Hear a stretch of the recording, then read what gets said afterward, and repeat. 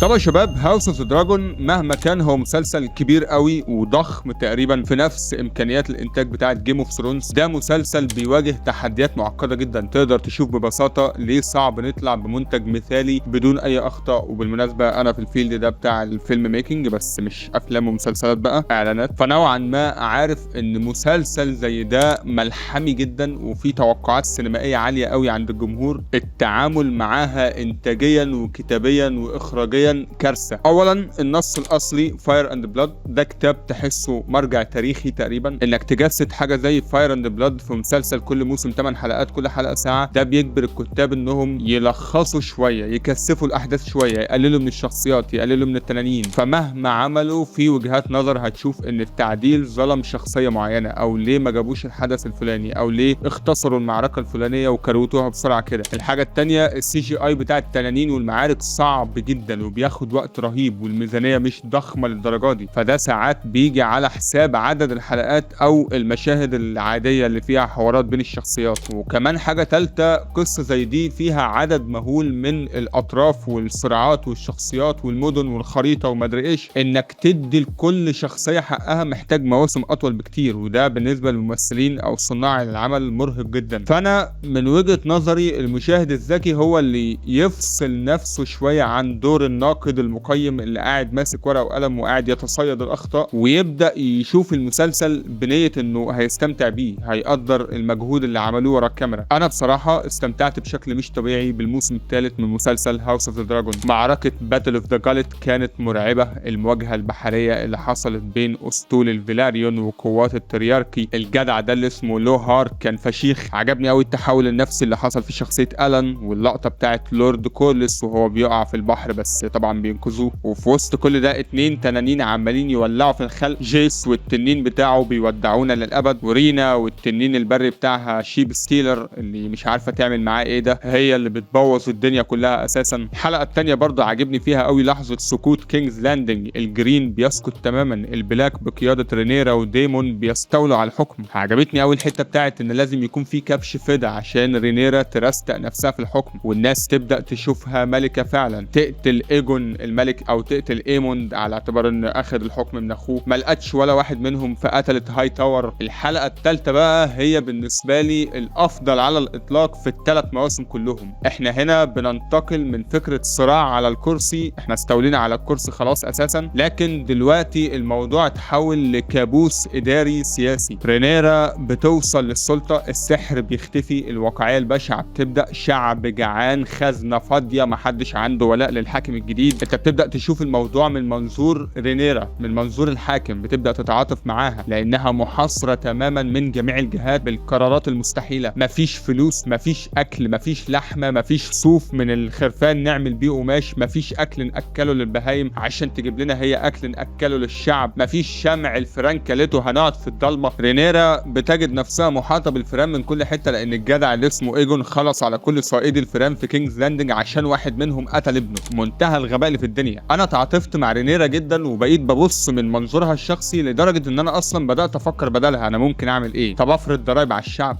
اغلي البنزين، اعلي الاسعار، افرض ضريبه على الكاسيت لدعم منظومه الاعلام، او ابني طرق وكباري واحط على كل 10 كيلو رادار وكمين رسوم الدخول ب10 جنيه. ما انا محتاج فلوس، النبلاء بتوعي هياكلوني، وكل شويه حد يجي يشتكي ويعرض لي مشكله شكل. يا الله على دي حلقه من اعظم الحاجات اللي انا شفتها، واللي متابعني هنا على القناه هيعرف ان انا مهووس شويه بالسياسه والحاجات دي، فعشان كده الحلقه دي مكيفاني فشخ. باقي الحلقات بقى كانوا عباره عن خطوط دراميه متوزعه، ودي اكتر طريقه سرد انا بعشقها، نفس طريقه السرد بتاعه جيم اوف ثرونز. بالمناسبه الخط الدرامي بتاع كريستون كول والجيش بتاعه بيتحركوا في الريفر لاندز، اسلوب العصابات بقى والمناوشات السريعه عشان يشتتوا الوينتر وولفز ويخلوهم ما يتقدموش خطوه، بس طبعا بيتفشخوا كلهم في الاخر، وكريستون كول بيودعنا بطريقه سريعه كده ومتكروته للاسف، بس عادي بقى زي ما قلنا نلتمس الاعذار للمسلسل وكده. الخط الدرامي بتاع ايجون ولاريس علاقتهم ببعض اساسا بتفكرني بنفس العلاقه اللي بين فارس وتيريون، او ممكن رحلتهم اللي فيها معاناة دي بتفكرني شوية باريا وذا هاوند، برضو الاتنين اللي انفصلوا بشكل مأساوي شوية عن المملكة بتاعتهم، فطريقهم صعب جدا لانهم بيتعاملوا مع العامة من الشعب، فلازم يبقوا اذكياء شوية ما حدش يعرف هويتهم، يعصروا على نفسهم ليمونة وياكلوا ويشربوا من الاكل والشرب اللي الشعب بياكل منه. ده بيخليهم يتعرفوا اكتر على العالم اللي تحت وياخدوا خبرات لحد ما في نهاية الطريق ايجون يرجع وينتقم من اخوه ايموند والكلام ده. بس طبعا ايموند كان له خط درامي هو كمان، مسجون في هارن هول، الساحرة أليس ريفر عمالة تلعب في دماغه وفي نفس الوقت بتحميه من الصيادين والمأجورين اللي جايين يقطعوا راسه عشان المكافأة اللي رينيرا حطها. عجبني قوي في نهاية الخط الدرامي بتاع ايموند لما ايجون لقاه وخلاص هينتقم منه، لقاه اتغير خالص بقى واحد تاني تماما، لدرجة ان الانتقام منه ما بقاش له طعم، ما عرفش يستمتع بيه. الخط الدرامي بتاع أليسنت وبنتها هيلينا ده بصراحة اللي اتكروت بشكل مؤسف بقى فعلا، لان هيلينا مش بس شخصية عادية كده رينيرا كانت بتستخدمها للضغط على أليسنت فقط، دي دريمر متنبئة بالمستقبل، دي حاجة زي بران في جيم اوف ثرونز. الأحلام والكوابيس والرؤى اللي كانت بتجيلها دي غالبا كانت حاجة عميقة قوي في الروايات ومرتبطة بأطراف أخرى وأحداث أخرى المفروض، ولكن في المسلسل قفلوها بشكل كويس برضو، إن يعني في النهاية هي رفضت تبقى ورقة ابتزاز مع رينيرا، ولأنها بتعيش العذاب مرتين، مرة في الواقع ومرة في أحلامها. بنشوف في النهاية إن هي بتنتحر بنفس الطريقة ومن نفس الشباك اللي انتحر منه الملك تومن في مسلسل جيم اوف ثرونز في الحلقة بتاعت سيرسي وهي بتفجر المعبد باللي فيه. بس طبعا المرة دي هي بتقع على شوية خوازيق بتاعت أسوار القلعة. فالشاهد هنا من القصة دي إن الشعب اللي كان شايف رينيرا قاسية ومغتصبة للعرش بقى متأكد تماما إن هي قاسية ومغتصبة للعرش، وبقوا يسموها رينيرا ذا كرول. وده مش لفظ بس كده وخلاص اللي هو يا خلاصي دي قاسية قوي، ذا كرول لما كانت بتتقال على حاكم نعرف على طول إنه مش هيعمر معانا كتير، وخصوصا بعد جريمة السبت واعلان النبوة. رينيرا بتجبر الكاهن الاكبر انه يبارك الحكم بتاعها، بيرفض لان ايجون والتنين بتاعه عايشين، فبتخلص عليه جوه المعبد بتاعه. الشارع كله مذهول من تصرفاتها. رينيرا شايله كتير من جينات ابوها فيسيريس، الراجل الحمار اللي كان ماسك كينجز لاندنج في الموسم الاول، ملك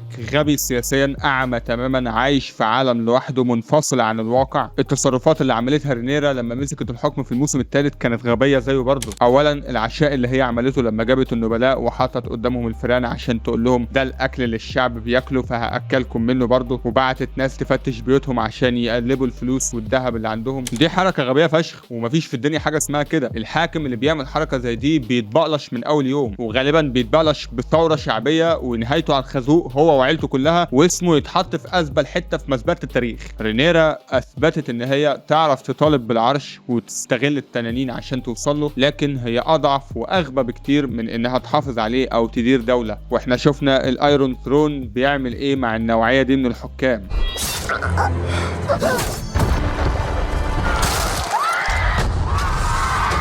فبمجرد انتشار خبر موت هيلينا اتحول كره الشعب لرينيرا لغضب عارم. الشائعات انتشرت بان رينيرا هي اللي زقتها من الشباك اساسا او انها اجبرتها انها تنط، فبالتالي اهل العاصمة بدأوا يتجمعوا في الشارع ويهاجموا الحراس. الضربة القاضية فوق كل ده هي عودة ايجون والتنين بتاعه سان فاير، ولان هم لسه عايشين، وده ضرب شرعية رينيرا المطلقة في مقتل وخلى موقفها السياسي قدام البلاط وقدام الشعب بشع. أولف ذا وايت بيخون الفريق الاسود وبينضم للفريق الاخضر تبع ديرون، والتنانين كلها اصبحت خارج السيطرة. وبينتهي الموسم برينيرا وهي محاصرة في قصرها من الخارج بسبب غضب الشعب حواليها، ومحاطة بالشك والخوف من الداخل، وجيوش الجنوب والهاي تاور بتقترب من العاصمة. رينيرا بدأت تاخد خطوات في التفكير في الهروب من العرش اللي هي قعدت سنين تحاول تقعد عليه. جامد الموسم ده وجامد المسلسل كله خرافي. وطبعا الموسم الثالث واضح انه متفوق جدا عن الموسم الثاني. الموسم الثاني ما كانش حلو يعتبر. الموسم الثالث لا، في لعب، في سياسة، في حوارات تقيلة، في جمل ايقونية، في معارك واشتباكات وسيوف وسفن وتنانين بتولع في كل حتة ورؤوس متقطعة وجماجم ودم وحاجات من اللي تخلي الواحد يرجع. دي تحفة والله، هذا هو ذوقي. ان شاء الله بقى الموسم الرابع لما ينزل بعد 50 سنة كده ولا حاجة هيكون هو الموسم النهائي، اخر موسم لمسلسل هاوس اوف ذا دراجون، ده تقريبا خبر مؤكد يعني. ان شاء الله نبقى نعرف ساعتها ايه اللي هيحصل. هل رينيرا هتعمل زي صاحبنا كده وتهرب فعلا من كينجز لاندنج؟ وطبعا في بلاوي زرقاء بقى، ذا ستورمينج اوف دراجون بيت، وباتل اباف ذا جادز ايلز، وسكند باتل اوف تامبلتون، وجنون الشوالي. ونشوفكم على خير ان شاء الله.